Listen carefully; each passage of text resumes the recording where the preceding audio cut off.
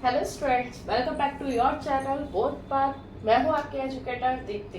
तो आज हम क्या इंटरेस्टिंग करने वाले हैं। आज बहुत इंटरेस्टिंग चैप्टर है और टॉपिक भी थोड़ा अलग है, क्योंकि अभी तक कुछ ऐसी डिमांड नहीं आई थी। पहली बार मेरे पास एक स्टूडेंट का मैसेज आया था जिसको ओलंपियाड का कोई टॉपिक मुझसे पढ़ना था। तो स्टार्ट करते हैं। तो हमारा ये टॉपिक कहाँ से रिलेटेड है?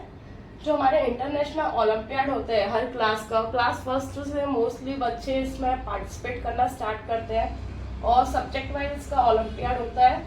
तो ये टॉपिक है हमारा मैथ का। तो आप गैस कर सकते हो कि स्टूडेंट ने कौन सा टॉपिक पढ़ने की डिमांड करी होगी। क्लास 7 का टॉपिक है। चलो इतना भी हिंट दे दिया मैंने। कौन सी क्लास का टॉपिक है? क्लास 7 के मैथ का टॉपिक है। बताइए जल्दी से। तो हमारा टॉपिक है एलजेब्रिक एक्सप्रेशन। Algebraic expression. तो जैसे मेरे को इस स्टूडेंट ने मैसेज किया है कि उसको ये टॉपिक पढ़ना है, तो आप भी मुझे मैसेज कर सकते हो। अब आप कहोगे हमें मैसेज कहाँ करना पड़ेगा, तो आप मुझे इंस्टा पे जाके मैसेज कर सकते हो, जहाँ पर मेरा सेम नाम से चैनल है बोथ पाथ ऑफ अवेकनिंग। तो आप वहाँ पे जाके मुझे पर्सनल मैसेज कर सकते हैं कि मैम हमको ये टॉपिक पढ़ना है, आप प्लीज़ इस टॉपिक पे वीडियो बना दीजिए। वो टॉपिक मैथ या साइंस किसी का भी हो सकता है, किसी का भी हो सकता है, या आपको कोई स्पेशल क्लासेस के लिए पढ़ना है, जैसे किसी को किसी एग्जाम की प्रिपरेशन करनी है, उससे रिलेटेड वो टॉपिक है, तो मैं भी वो भी कवर कर सकती हूँ। तो स्टार्ट करें। फिलहाल अभी हमारा टॉपिक है एलजेब्रिक एक्सप्रेशन का। तो आपको इससे रिलेटेड क्या क्या आता है आप मुझे कमेंट करके मैसेज कर सकते हैं, और जो नहीं आता होगा वो आज हमारा इस चैप्टर में कंप्लीट हो जाएगा और आप यहाँ से बहुत अच्छे मार्क्स स्कोर कर सकते हैं। तो जल्दी से आप थम्स अप करके चैनल को सब्सक्राइब करके वीडियो को लाइक और शेयर कर दीजिए। तो स्टार्ट करें अपना टॉपिक एलजेब्रिक एक्सप्रेशन। कोई बताएगा मुझे एलजेब्रा क्या होता है और इसमें हम क्या क्या पढ़ते हैं? तो एलजेब्रा कुछ नहीं है, इसमें मेनली हम क्या कंप्लीट करते हैं, वेरिएबल्स को इंक्लूड करते हैं। इसमें हमारे क्या होते हैं, वेरिएबल्स होते हैं, कांस्टेंट होते हैं, कोफिशिएंट होता है एंड टर्म होते हैं। जिसमें ये सब इंक्लूड हो जाए that is called algebra. Algebra आप बोलोगे वेरिएबल्स क्या होते हैं, तो वेरिएबल्स क्या होते हैं, नाम से ही है वेरिएबल, जो बहुत अलग अलग अपने आप को डिफाइन करते हो, तो इनको हम अल्फाबेट के फॉर्म में बताते हैं।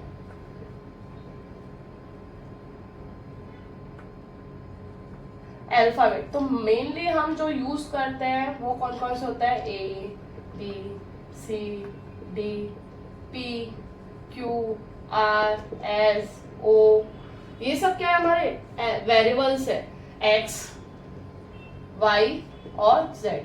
तो ये कुछ वेरिएबल्स है जो हम मेनली क्वेश्चंस में देखते हैं। इसके अलावा भी हम यूज करते हैं एम एन, पर ये अगर किसी नंबर के आगे, जैसे मैंने 4a ये लिख दिया, तो इसमें 4 क्या है, मेरा नंबर है, और a क्या है, मेरा वेरिएबल है। सॉरी, तो ये क्या है, मेरा वेरिएबल है। ओके, इसके बाद हम बात करते हैं कांस्टेंट पे। कांस्टेंट क्या होता है? तो कांस्टेंट होता है हमारा कोई एक स्पेसिफिक नंबर। क्या होता है? स्पेसिफिक नंबर जो अपने आप को रिप्रेजेंट करे, जो जिसको हम इसके लिए लिख सकते हैं specific number we usually use number like, जैसे 3 लिख दिया, 4 लिख दिया, -7, 1/2, -3/7। तो ये सब क्या है, मेरे एक कांस्टेंट है, ये फिक्स है, ये चेंज नहीं हो सकते। इसकी जगह मैं कुछ और नहीं लिख सकती। ये भी क्या है, फिक्स है, मेरा कांस्टेंट वैल्यू है। तो समझ आया अल्फा और कांस्टेंट। अब हम बात करते हैं टर्म और कोफिशिएंट पे, कि टर्म और कोफिशिएंट क्या होता है। ये दो चीजें समझना ज्यादा इंपॉर्टेंट है। अगर ये दोनों समझ आ गई तो आपका अलजेब्रा खत्म हो जाएगा। सच्ची में यकीन करिए, क्योंकि मोस्टली क्वेश्चन हमारे इसी पे बनते हैं कि जो हमने एक्सप्रेशन दिया है वो कौन सी टर्म का है, उसमें कितने टर्म है, या कोई नंबर है तो उसके साथ का जो नंबर है वो कौन सा कॉफिशिएंट है, ये सब आते हैं। नेक्स्ट आता है हमारा लाइक और अनलाइक, पर उससे पहले हम कंप्लीट करेंगे टर्म एंड कॉफिशिएंट। तो जल्दी से आप अपने फ्रेंड्स को भी ऐड कर लीजिए, जिससे वो भी इस टॉपिक को जल्दी से कवर कर सके। तो अभी नेक्स्ट हम क्या करेंगे, टर्म। तो जैसे हमारे पास ये लिख रहा है 4x² माइनस का 3y प्लस का z, तो आप इसमें मुझे बता सकते हो इस अलजेब्रिक एक्सप्रेशन में कितने टर्म यूज हो रहे हैं? नहीं, क्योंकि आपको पता ही नहीं है कि टर्म कहते किसको है। तो मल्टीप्लाई एंड डिवाइड, क्या multiply and divide constant together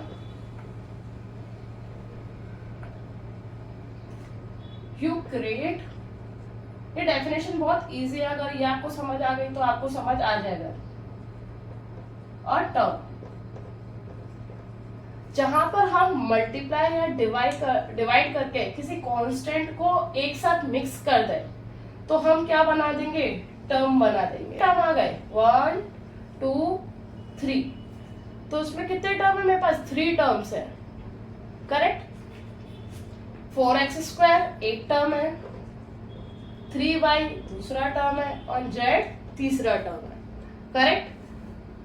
तो जहां पर हम मल्टीप्लाई या डिवाइड करके किसी कांस्टेंट को एक साथ मिक्स कर दे तो उसको हम क्या बोलेंगे, टर्म। आप बोलेंगे तो आपने मल्टीप्लाई का एग्जांपल दिया, आप डिवाइड का भी एग्जांपल ले सकते हो, जैसे 3x/4 माइनस 4y/2 प्लस 1, तो ये भी क्या हुआ मेरा, टर्म हुए। तो एक टर्म, 2 टर्म और 3 टर्म, करेक्ट। इससे ज्यादा भी टर्म हो सकते हैं, आप ये मत कहना मैं यहाँ पे भी 3 का एग्जांपल दिया, यहाँ पे भी 3 का एग्जांपल दिया, तो क्या 3 ही टर्म होते हैं? नहीं, टर्म बहुत सारे हो सकते हैं, 1 2 3। तो आप कुछ देखते होंगे ना, कोई अलजेब्रिक एक्सप्रेशन बहुत छोटा है, कोई बहुत बड़ा है। जैसे हमारा क्या कहते हैं, आप फॉर्मूला ही ले लो, जो हमारा फॉर्मूला बनता है a + b + c का होल स्क्वायर, तो इसमें कितने टर्म हो सकते हैं? तो इसमें हमारे कितने टर्म होते हैं, a का स्क्वायर प्लस b का square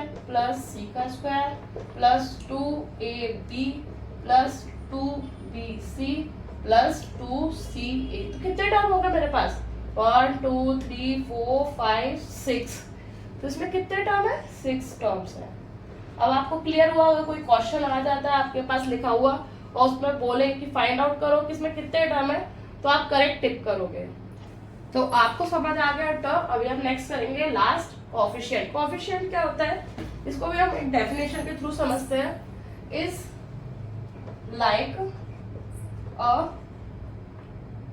like a number that you get when you multiply all the parts together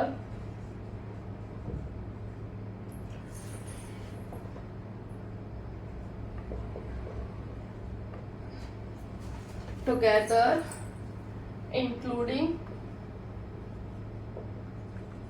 the sign।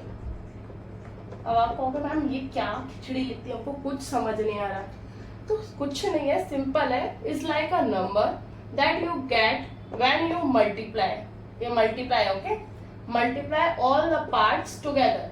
जैसे मैंने लिखा था 4abc, मैं पूछूं c का कोएफिशिएंट क्या है, मैंने इसके नीचे लाइन कर दिया और पूछा आपसे कि c का कोएफिशिएंट क्या है, तो आप मुझे क्या बताएंगे? तो हमारी डेफिनेशन के अकॉर्डिंग हम बता सकते हैं किसी नंबर के साथ कुछ और मल्टीप्लाई हो, उसके टुगेदर मतलब साथ में कुछ चीज मल्टीप्लाई हो विद साइन, तो उसके साइन के साथ हम उसको बताएंगे कि वो उसका कोएफिशिएंट है। तो यहाँ पे मुझे c का कोएफिशिएंट पूछा है, तो वो क्या होगा 4ab, यहाँ ये प्लस का है तो इसके लिए मेरा c का कोएफिशिएंट क्या निकलेगा 4ab। अगर यही मेरे पास बोलता कि b का कोफिशिएंट क्या है, तो b का क्या होता 4a। अगर a का कोफिशिएंट पूछता तो क्या होता 4। समझ आया? जिस चीज का पूछा है उसके किस साइड देखना है हमको, लेफ्ट साइड देखना है, ना कि राइट साइड। तो उसके लेफ्ट साइड वाले जितने भी नंबर या वेरिएबल है जो उसके साथ मिक्स हुए हैं टुगेदर, उसके साथ जो है उनको हम उसका कोफिशिएंट बोलेंगे। तो c के लिए 4ab, b के लिए 4a एंड a के लिए ओनली 4। और बोले 4 का कोफिशिएंट क्या है, तो कुछ भी नहीं, क्योंकि उसके आगे कोई नंबर नहीं है। यहाँ ये प्लस या माइनस का भी हो सकता था। जैसा अगर मैं आपको एक क्वेश्चन देती हूँ, आप मुझे उसका कमेंट में आंसर करना। अगर मैंने नंबर क्वेश्चन दिया है माइनस का 7x² और मैंने पूछा x² का कोफिशिएंट क्या है, तो आपका आंसर क्या आएगा? जल्दी से मुझे कमेंट करके बताइए कि इसका आंसर क्या आएगा। कर दिया? तो इसका आंसर आएगा माइनस का 7, नॉट ओनली +7, माइनस का 7, क्योंकि इसके साथ हमने क्या इंक्लूड किया, उसका साइन, जैसे हमारी डेफिनेशन बोलती है, टुगेदर इंक्लूडिंग द साइन। एक और क्वेश्चन देती हूँ, 5a + 9b का स्क्वायर। मैंने पूछा a का कोफिशिएंट क्या है, a का, तो आप मुझे बताओगे a का कोफिशिएंट क्या है? यस मैम, हम बता देंगे। क्या है इसका? 5 है इसका कोफिशिएंट। Very good.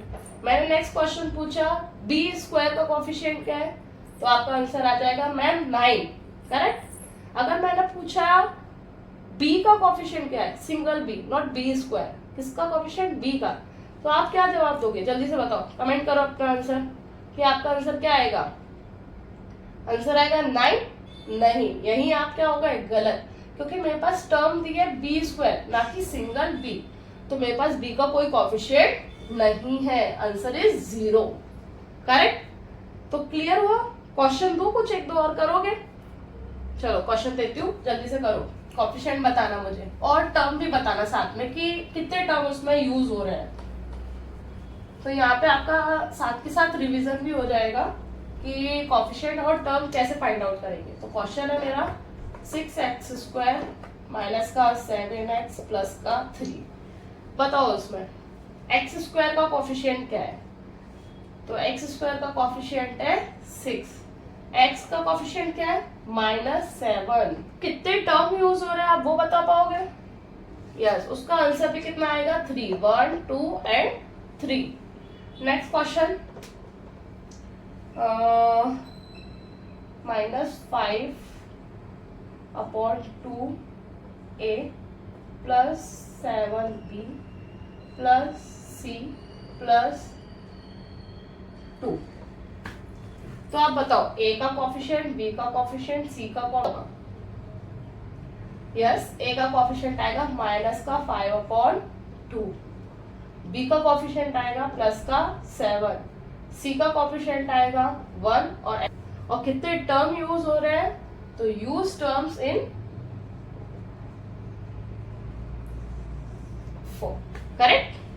तो होप सो आपको ये चीज क्लियर हो गई होगी कि हमें कांस्टेंट कैसे पता चलेगा, वेरिएबल कैसे बता सकते हैं, टर्म एंड कोफिशिएंट। हम इससे अब थोड़ा आगे बढ़ते हैं, जो बहुत ज्यादा इंपॉर्टेंट है इस सबको सॉल्व करने के। तो कोई यहाँ से पूछे कि ये तो सब बता दिया तुमने, बट अब अलजेब्रिक एक्सप्रेशन की कोई डेफिनेशन तो बताओ मुझे, क्या पढ़ा तुमने, कैसे डिफाइन करोगे अलजेब्रिक एक्सप्रेशन? तो बहुत ईजी है, जो सब हमने अभी पढ़ा, term, coefficient, constant and variable, उन सबको मिक्स कर दो, हमारा बन जाएगा अलजेब्रिक एक्सप्रेशन। तो आप कैसे बताओगे? आप बोलोगे व्हेन यू ऐड और सब्ट्रैक्ट 2 और मोर टर्म्स, क्या 2 और मोर, एटलीस्ट 2 तो होने चाहिए या 2 से ज्यादा टर्म्स, यू मेक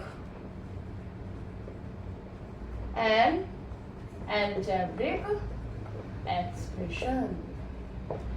कोई बड़ी चीज कैसे बनेगी जब 2 या 2 से ज्यादा लोग जुड़ेंगे? करेक्ट। जैसे भी हमारा जंतर मंतर का लेटेस्ट इश्यू चल रहा है, सिंगल लोग तो मतलब सिंगल लोग नहीं क्रिएट कर सकते, बट जहां 2 लोग बैठ गए या 2 से ज्यादा लोग कनेक्ट हो गए एक दूसरे के साथ, तो क्या बन गया? ग्रुप बन गया, एक साइकिल बन गई। तो वैसे ही हमारे अलजेब्रिक एक्सप्रेशन के साथ होता है, जब दो से ज्यादा टर्म या एटलीस्ट दो टर्म एक दूसरे को प्लस या माइनस के साथ मिक्स कर ले तो उसको हम क्या बोलेंगे, algebraic expression. For example is 5x² plus का 4y माइनस का 17, करेक्ट। तो क्या होगा, ये एक टर्म है, ये दो टर्म है, ये तीसरा टर्म है, करेक्ट। तो इन सबको एक साथ मैंने प्लस माइनस के साथ ऐड कर दिया तो ये मेरा क्या बन गया, अलजेब्रिक एक्सप्रेशन। तो इसमें मेरे वेरिएबल बताओगे कौन कौन से हैं, तो जो x² और y है ये क्या है मेरा वेरिएबल, 5 और 4 क्या है मेरा कोफिशिएंट, और 17 क्या है मेरा कांस्टेंट वैल्यू, करेक्ट। और कितने टर्म यूज हो रहे हैं, 1 2 और 3, क्लियर हुआ। इससे आगे बढ़े, अब हम नेक्स्ट करेंगे लाइक और अनलाइक टर्म। वो थोड़ा इजी भी है और टफ भी है, बच्चे समझ भी जाते हो, कभी कभी नहीं भी समझते हैं।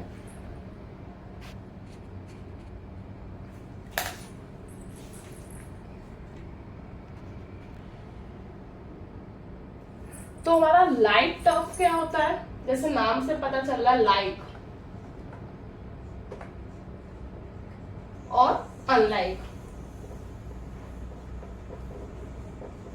ठीक है। तो लाइक क्या करते हैं, हम सेम चीज को लाइक करते हैं जिसके साथ हमारे थॉट मिलते हैं, बिहेवियर मिलता है, पसंद मिलती है, उसको क्या करते हैं हम लाइक करते हैं। और जिसके साथ हमारा बिहेवियर नहीं मिलता, पसंद नहीं मिलती, मैनर नहीं मिलते या अंडरस्टैंडिंग नहीं होती, उसको क्या बोल देते हैं अनलाइक, उसको हम पसंद नहीं करते। तो सेम वो अलजेब्रा के साथ होता है, अगर हमारे वेरिएबल्स एक जैसे हैं तो वो एक दूसरे के साथ कैसे है, लाइक है। यहाँ पे भी x² है, यहाँ पे भी x² है, तो ये कैसा टर्म हो गया, लाइक वाला हो गया। अगर इसको मैं चेंज कर दूं 4x² को 5y² के साथ करूं तो क्या ये लाइक टर्म होगा, नहीं, क्योंकि यहाँ ये x का वेरिएबल था और यहाँ ये y का वेरिएबल था, तो इसको बोलेंगे हम अनलाइक टर्म। जैसे 4ab 6ab, तो ये कैसा टर्म है, लाइक है, क्योंकि यहाँ पे भी ab है और यहाँ पे भी ab है। अनलाइक के एग्जाम्पल 4ac प्लस या फिर 9ba, तो ये कैसा है, अनलाइक टर्म है, यहाँ ac वेरिएबल है, यहाँ ab वेरिएबल है, समझ आया। लाइक जो एक जैसे हो, अनलाइक मतलब जो अलग अलग हो। अब हम जब सॉल्व करते हैं ना एक्सप्रेशन को, तो उसमें भी हमको ये ध्यान देना होता है, जो सेम सेम है वो ही एक दूसरे के साथ ऐड या सब्ट्रैक्ट हो सकते हैं, और जो अलग अलग है वो एक दूसरे के साथ ना ऐड होते हैं ना ही सब्ट्रैक्ट होते हैं, क्लियर। हाँ, मल्टीप्लाई कर सकते हैं पर एडिशन और सब्ट्रैक्शन नहीं कर सकते। जैसे अब इन दोनों को अगर मैं ऐड करूं तो हो जाएगा आंसर, तो कितना आंसर आ जाएगा मेरा 10ab आ जाएगा। या मैं सब्ट्रैक्ट करूं, उसको माइनस करूं, तो क्या आ जाएगा, माइनस का 2ab आ जाएगा। माइनस का क्यों, क्योंकि माइनस की वैल्यू बड़ी है। वहीं अगर इसको मैं करूं ऐड या सब्ट्रैक्ट तो आंसर आएगा, नहीं आएगा, क्योंकि ये कैसे है, अनलाइक टर्म है। तो क्लियर हुआ लाइक टर्म कौन सा होता है और अनलाइक टर्म कैसा होता है, उसको अपने आप से कनेक्ट कर पाओगे तो इजीली समझ पाओगे। जिसके साथ हमारे थॉट्स, मैनर, बिहेवियर, पसंद नापसंद मिलती है वो लाइक टर्म, जिसके साथ ये सब कुछ नहीं होता हमारा, वो है हमारा अनलाइक टर्म। क्लियर। तो नेक्स्ट अब हम कर रहे हैं मोनोनोमियल, बाइनोमियल, ट्राइनोमियल और पॉलिनोमियल। कहीं कहीं पे आप क्वाड्रीनोमियल भी पढ़ेंगे, पर वो इतना नहीं आता, क्योंकि क्वाड्री वाले को हम पॉलिनोमियल में भी कंसिडर कर लेते हैं। तो जैसे आपको नाम से पता चल रहा है, मोनो मतलब एक होगा, बाई मतलब दो और ट्राई मतलब तीन, क्लियर। तो जहां एक टर्म है मेरे पास उसको मैं बोलूंगी मोनोनोमियल, जैसे मेरा 4x। बाइनोमियल अगर मेरा उसके साथ एक और टर्म ऐड हो गया तो ये हो गया मेरा बाइनोमियल। अगर उसके साथ मेरा एक और टर्म ऐड हो गया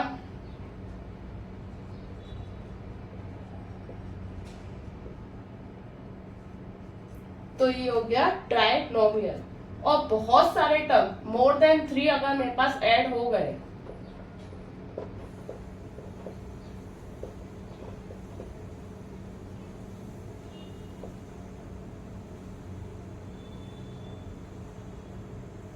तो ये कैसा हो गया, पॉलिनोमियल हो गया। करेक्ट, समझ आया। जहां एक टर्म मोनोनोमियल, जहां 2 टर्म बाइनोमियल, जहां 3 टर्म ट्राइनोमियल, और जहां मोर देन 3 या मोर देन 4 वहां हो जाता है हमारा पॉलिनोमियल। क्लियर।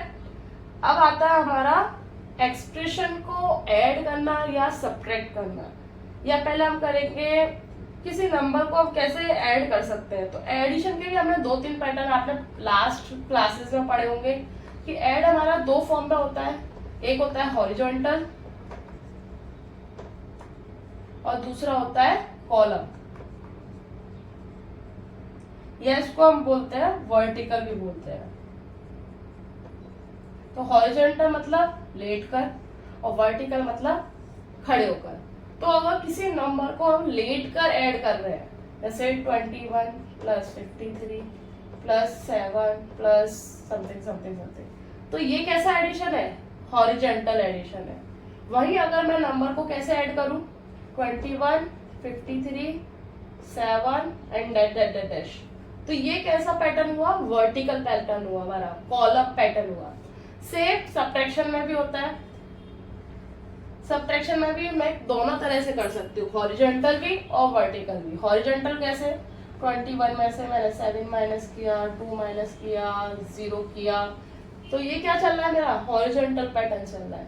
और वर्टिकल में एक के नीचे एक रखना, ये क्या कर रही हूँ मैं, माइनस कर रही हूँ। करेक्ट। तो ये होता है हमारा एडिशन और सब्ट्रैक्शन करने का मेथड। इसके बाद इसमें एक और टॉपिक था, वो था finding the value of an expression, कि हम किसी एक्सप्रेशन की वैल्यू कैसे फाइंड आउट करेंगे।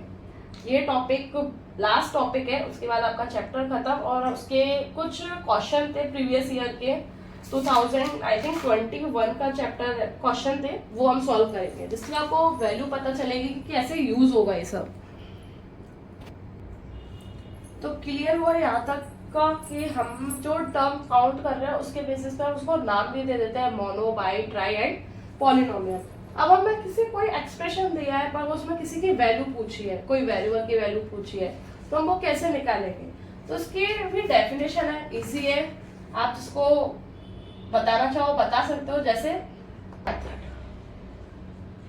अब कहोगे मैम फिर से आपने कुछ कहानी सी लिख दी, फिर कुछ समझ नहीं आई, तो डोंट वरी, मैं बैठी हूँ यहाँ।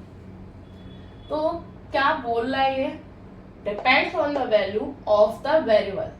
कोई वैल्यू है उसके वेरिएबल पर डिपेंड करती है। रिप्लेस ईच वेरिएबल, जो भी वेरिएबल दिया है उसको उसकी वैल्यू के साथ क्या करना है, चेंज करना है। जैसे मैंने ए वेरिएबल दिया और उसकी वैल्यू दी है ए इज इक्वल टू 2, तो उस एक्सप्रेशन पे जहां जहां ए है वहां उसको मैं किस फॉर्म में लिखूंगी, 2 की फॉर्म में लिखूंगी, चाहे वो पावर की फॉर्म में हो, क्यूब की फॉर्म में हो, मल्टीप्लाई में हो, कैसे भी हो, मगर ए ना लिख के मैं क्या लिखूंगी, 2 लिखूंगी। तो उस वेरिएबल की जगह उसका क्या लिखना है, मुझे न्यूमेरिकल वैल्यू लिखनी है, न्यूमेरिकल एक्सप्रेशन लिखना है। उसके बाद वो सब मेरा नंबर फॉर्म में आ जाएगा, सारे वेरिएबल हट जाएंगे और उसको फिर हम नॉर्मली जो हमारा बोर्ड मास का रोल होता है, ये तो पढ़ा होगा ना आपने, बोर्ड मास, ब्रैकेट सॉल्व करना है, of, divide, multiply, addition, subtraction.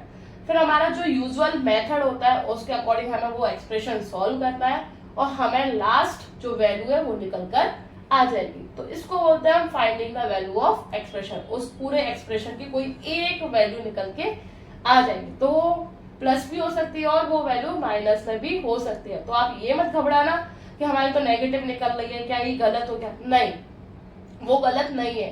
अगर वैल्यू टर्म जो दे रखे है वो नेगेटिव के ज्यादा है तो ऑब्वियस आंसर नेगेटिव निकलेगा, अगर टर्म पॉजिटिव के ज्यादा है तो आंसर पॉजिटिव में निकलेगा।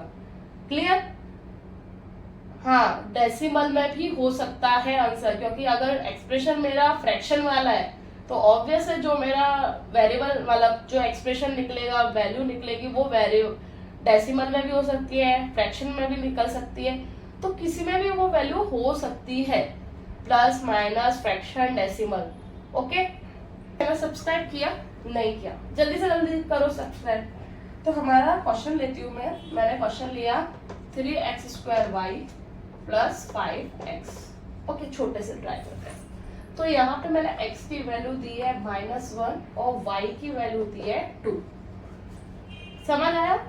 Put the value in the expression. तो x बराबर -1, y बराबर 2। तो 3 इंटू, जहां वेरिएबल के बीच में कुछ साइन नहीं है वहां मल्टीप्लाई कंसीडर करते हैं। आप 7th में होप सो क्लियर हो गया होगा, मगर 7th से पहले की अगर कोई बच्चा ये वीडियो देख रहा है तो उसको भी क्लियर होना चाहिए। अगर कोई डिजिट के बीच में कोई साइन नहीं दिया हुआ है तो वहां हमारा मल्टीप्लाई होता है, ना कि एडिशन और सब्ट्रैक्शन। तो 3 इंटू, अब x की वैल्यू मैंने क्या है -1, तो -1 और क्या हो रहा है स्क्वायर इंटू y की वैल्यू क्या है 2, फिर आया प्लस, फिर 5, x की वैल्यू क्या है -1। क्लियर? फिर आप क्या करेंगे 3 इंटू 1 की पावर में इवन है तो क्या हो जाएगा +1 इंटू 2 प्लस, ये क्या हो जाएगा प्लस -5। क्लियर हुआ? चलो यहाँ प्लस ही रखो, -5। नेक्स्ट, अब इन सबको मल्टीप्लाई करो, 3 2 6 प्लस -5। एक्सप्रेशन का आंसर क्या आया 1, पॉजिटिव, क्योंकि यहाँ मेरा पॉजिटिव की वैल्यू बड़ी है तो आंसर मेरा पॉजिटिव में निकला है। क्लियर हुआ? चलो एक और क्वेश्चन देते हैं। 4z² -3y plus x। Clear? x = 1, y = 2 and z = 3। ये आपकी वैल्यू है। जल्दी जल्दी करो आंसर, मैं भी यहाँ कर रही हूँ, देखते हैं किसका आंसर पहले आएगा। तो 4 इंटू जेड क्या है मेरा 3, तो 3 का स्क्वायर, क्योंकि यहाँ जेड का स्क्वायर हुआ है, -3 इंटू वाई कितना है 2 प्लस एक्स कितना है मेरा 1। 3 3 9, -3 2 6 प्लस 1, 9 4 36, -6 प्लस 1। तो अब हम क्या करेंगे, पहले एडिशन करेंगे कि सब्ट्रैक्शन करेंगे? तो हमारा क्या होता है, बॉड मास का रूल क्या बोलता है, बताओ जल्दी। पहले हम एडिशन करेंगे देन सब्ट्रैक्शन करेंगे। प्लस माइनस माइनस, तो 6 प्लस 1 होगा कि -6 प्लस 1 होगा? तो -6 की वैल्यू है ये, तो -6 में से +1 हुआ तो कितना आएगा -5। आंसर आएगा मेरा 31। क्लियर? अगर हम डायरेक्टली यहां से भी सॉल्व करें राइट साइड जाके तो भी वही आएगा। 36 में से 6 गए 30 आए, प्लस 1 किया तो कितना आया 31। अगर हम बोर्ड मास से भी करेंगे तो भी मेरा आंसर सेम आया है। सॉरी, एक और क्वेश्चन आपके सामने है। 9a - 6b² plus c, a बराबर 4 है, b बराबर 2 है, 3c बराबर 6 है। इसका आंसर आप मुझे होमवर्क में देंगे, मतलब कमेंट बॉक्स में या मुझे इंस्टाग्राम पे भी मैसेज करके आंसर दे सकते हैं। अब हम आगे बढ़ते हैं हमारे कुछ क्वेश्चन पे जो हमारे इस शीट में दिए हुए हैं। 2021 के क्वेश्चन है इसमें जो एग्जाम में आए थे। वो है क्वेश्चन, एक एक्सप्रेशन दिया है, उसमें पूछा उसमें से हम कितना माइनस करें जिससे हमें वो एक्सप्रेशन मिल जाए। जैसे एक्सप्रेशन दिया हुआ है x3 + 4x² + 3x - 2। उसने बोला है what should be subtract from this to gate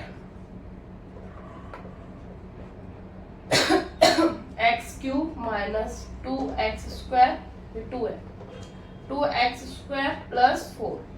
इसमें से मैं कितना माइनस करूं जिससे मेरा आंसर ये आ जाए?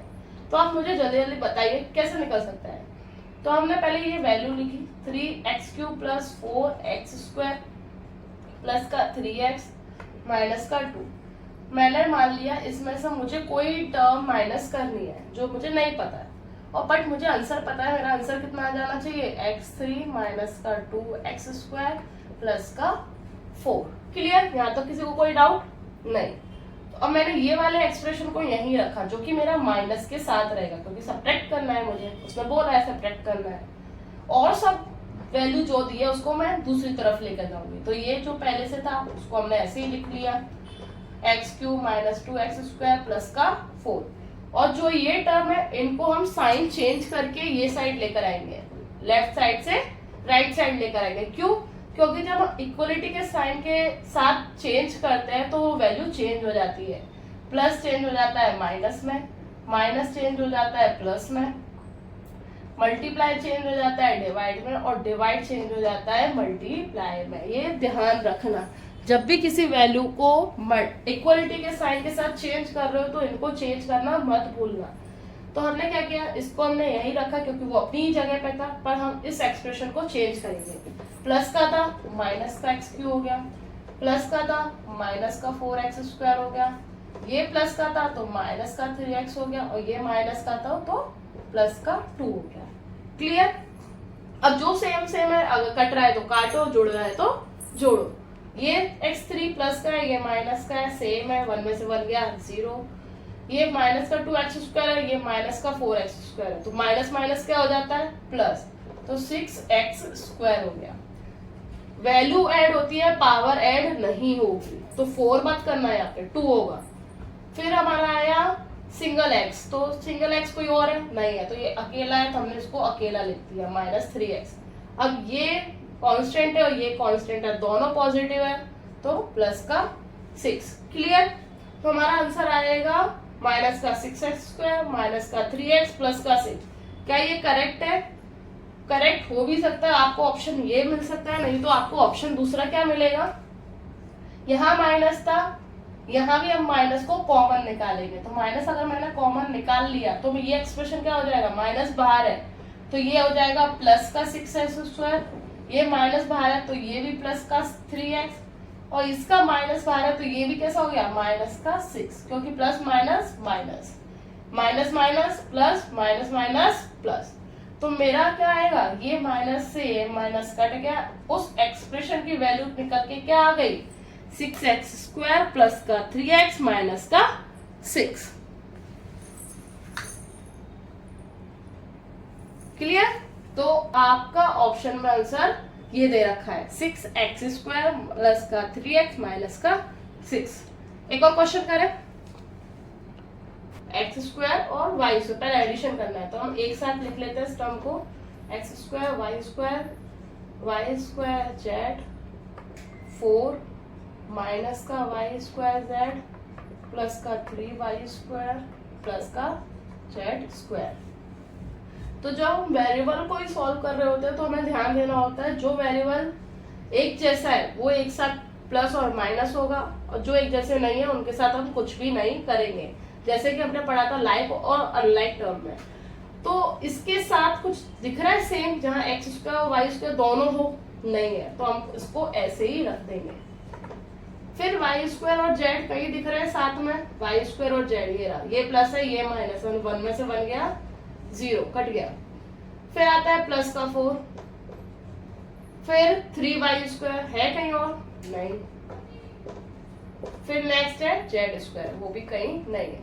तो इन दोनों को ऐड करके मेरा आंसर ये आ गया। अब मुझे क्या करना है, इसमें से इसको माइनस करना है, तो माइनस करेंगे। अब माइनस करने पर क्या होता है, माइनस बाहर रखा और 8y² प्लस का 4x² y² और माइनस 2z²। करेक्ट? अब हमने क्या करना है, इसको तो हम ऐसे ही लिख देंगे,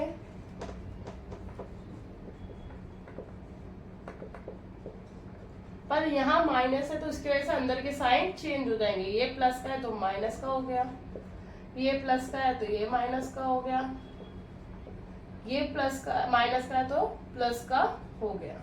अब जो जो सेम वेरिएबल है उसको एडिशन सब्ट्रैक्शन करेंगे, जो नहीं है उनको छोड़ देंगे, मतलब लाइक और अनलाइक सॉल्व करेंगे। यहाँ x² y², यहाँ x² y², ये प्लस माइनस का है, ये प्लस का है, प्लस माइनस माइनस होता है, तो 4 में से 1 गया, माइनस का 3x² y²। माइनस क्यों आया, क्योंकि यहाँ माइनस की वैल्यू बड़ी है। ये आया y², ये y², प्लस माइनस माइनस, फिर से आंसर माइनस का, क्योंकि माइनस की वैल्यू बड़ी है। फिर जेड स्क्वायर दोनों एडिशन होंगे क्योंकि दोनों वैल्यू प्लस की है। फिर कांस्टेंट वैल्यू क्योंकि कोई और नहीं है तो हम केवल 4 रखेंगे। तो ये हो गया सॉल्व आपका आंसर। हाँ ना, इजी सॉल्व करना।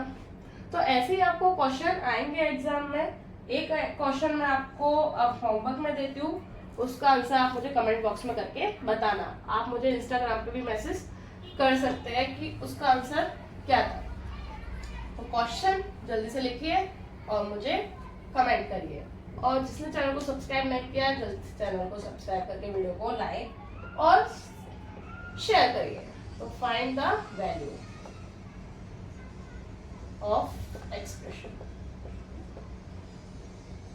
2a का स्क्वायर प्लस 16a का स्क्वायर b का स्क्वायर प्लस 4b का स्क्वायर माइनस 18a का स्क्वायर b का स्क्वायर माइनस 8b स्क्वायर। यहाँ a इक्वल टू है मेरा माइनस का 4 और b इक्वल टू है मेरा 3। आप मुझे इसका आंसर जल्दी से कमेंट बॉक्स में करके बता दीजिए। तो अगर आपको भी कोई इस तरह से कोई और टॉपिक पढ़ना है मैथ और साइंस का, वो भी आप मुझे कमेंट करके बता सकते हैं। इस वीडियो के नीचे भी लिख सकते हैं या आप मुझे इंस्टाग्राम पे भी मैसेज कर सकते हैं। तो मैं नेक्स्ट क्लास में आपका बताया हुआ टॉपिक भी पढ़ा सकती हूँ। तो मिलते हैं अपनी नेक्स्ट क्लास में, तब तक के लिए bye bye, see you and take care.